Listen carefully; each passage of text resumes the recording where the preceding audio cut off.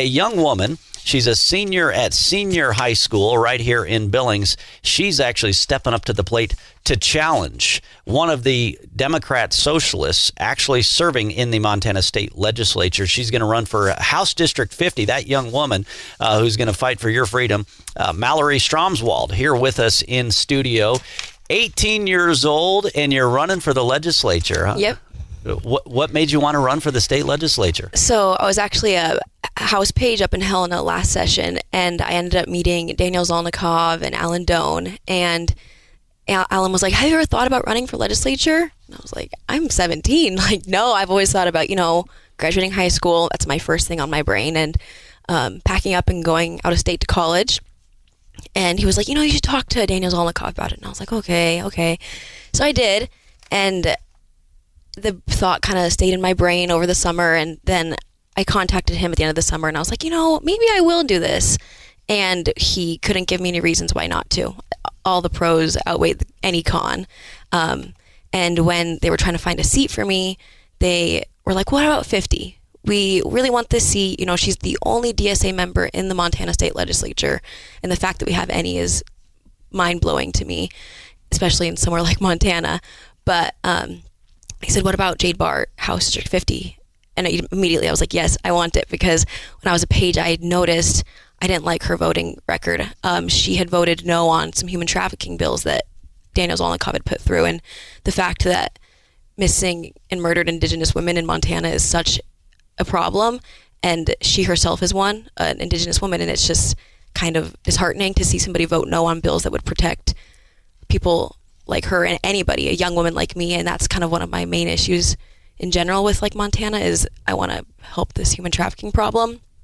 And so seeing somebody vote no who is a woman on that because of solely whether it was the sponsor or just personal vendetta, it was kind of disheartening. That's remarkable, because if one issue has been bipartisan, it's been the effort to crack down on human trafficking. Right. Of course, Daniel Zolnikov, great lawmaker here in the Billings area, who's helped lead on some of those efforts. It's a topic we've covered a lot here, because in fact, one of the leaders in the business to combat human trafficking is a guy from Billings who was in the CIA, who then is using those tools now to combat human trafficking with the Deliver Fund and things like that. So what is it about? Because a lot of people now, we're hearing about polling that shows millennials are about split when it comes to socialism. About half millennials think it's a good thing. Half people, they want to be more socialistic. The other half don't want to be. You're so young, you're not even technically a millennial right now. Yeah. And you want to step up and combat a Democrat socialist candidate. Yeah, so I think the reason it is so split is because even though they are part of the same generation, there's a quite wide variety of ages in there. And so I think there's a split of the people who grew up in different times. So the people, I see it myself, people in high school who haven't worked for anything in their lives. Their parents have always kind of aided them through everything.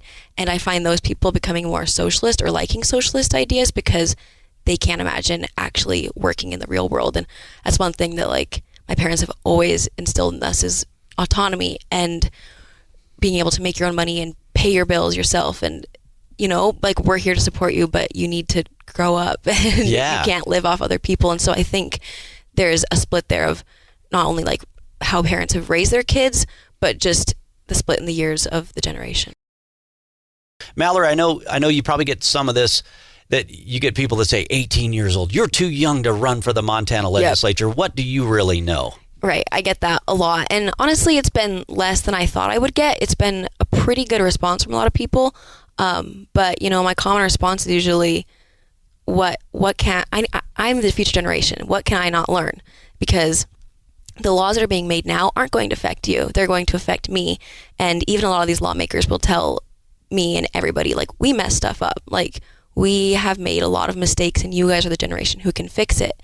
And so I think we need more young people, because it might challenge some of these older legislators, because although they're so wise, we still have differing ideas because of the generational and sometimes they can get stuck in their ways. Right. And I think sometimes when folks get older, they forget to get back to the basics. And it sounds like you understand our free market economy And back to the fundamental, this is why I think why I've always enjoyed Rush Limbaugh on the radio over the years, is because he talks fundamentally. Why I started listening to him when I was in junior high school is because, for a kid who worked as a kid to make some of my own money, I wanted to work. I wanted to make my own money. I understood, economic freedom at a young age that, heck, a lot of these old fuddy-duddies in the legislature seem to forget about, right? I sound old by using the word fuddy-duddy here on the show, but when you see Bernie Sanders, because you're running against a self-described Democrat socialist, when you see all these young people at these Bernie Sanders rallies, because a lot of us are like, what do these young people see in this crazy old guy like Bernie Sanders? You have to think about is, okay, you have to look at these people and say, why?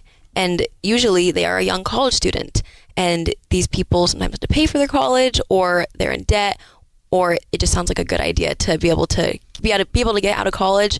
And if you fail, oh well, like you'll have a safety net, a pretty good one with the way Bernie proposes things. But part of it to me screams a little bit of ignorance because they just don't know yet. I honestly believe that when a lot of these people get out of college and Bernie Sanders isn't their president and they have to end up getting a real job and seeing how it actually works, it's going to be like a culture shock almost. And they'll be like, wow, I can't believe I ever supported Bernie Sanders, I'm hoping it's that way. I've seen some of that with people.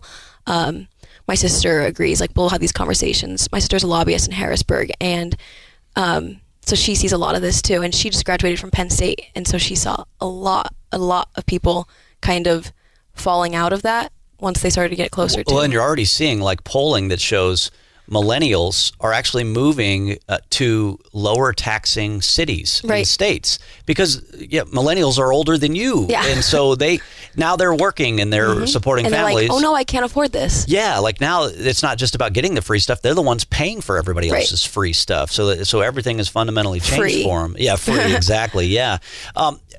The other thing we've heard, and this is certainly true with millennials, I'm assuming it's true with whatever generation is after millennials, when it comes to pro-life issues, very much more pro-life. That's kind of the one positive direction it seems like we're seeing among young people. Do you see that from your perch at senior high as well? I see a lot of this conversation gets brought up a lot, especially since I'm a senior and a lot of these kids are getting into government. These type of issues do get brought up more. And I get to have these conversations with people because before they never really cared. They never had a reason to bring it up. And I would always try to talk about it with people and they'd be like, I don't know.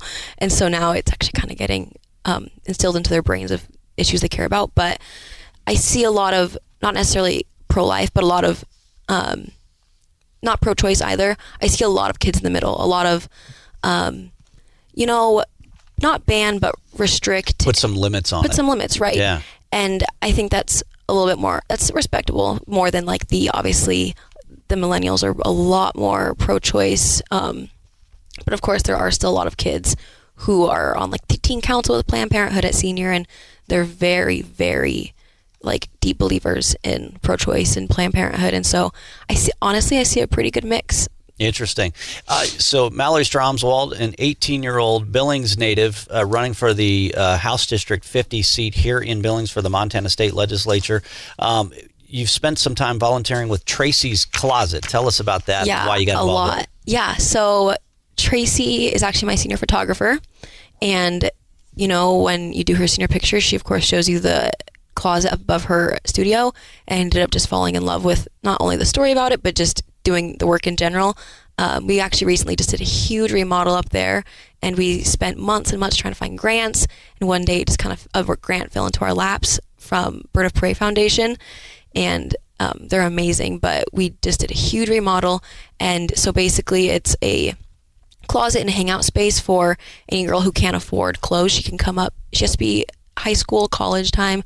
That's usually like the type of clothes we have, and they can come up and take any clothes they want for free. So if you need like a prom dress, right, they have prom dresses, right, business type dress or suit or something like that, that's all available there. Yeah, I've heard about that before. That's pretty remarkable. Pretty awesome. And I've heard she's a really cool photographer. Oh, she's awesome. Doesn't she help out with some like stuff over in Africa too, with some missions and things like that over there? Her and her husband lived in Africa, in Tanzania. Oh yes, for incredible place. 6 months. They were supposed to go for a few weeks, ended up staying for 6 months, and they still have a bunch of their products that they had brought back from Africa, and they sell them, and when she sells them, she sends the money back to them. Cool. But yeah, her and her husband are amazing, and she does do a lot for the community. Well, that's great. Mallerie Stromswold, a candidate for House District 50. She is challenging the Democrat socialist that currently occupies that seat. Mallerie, how can folks get a hold of you, support your campaign, contribute, anything like that? Great. My website is just MallerieStromswold.com, and I have my contact page, my donate page, my Facebook, and I also have a Facebook page. It's Mallerie Stromswold for HD50.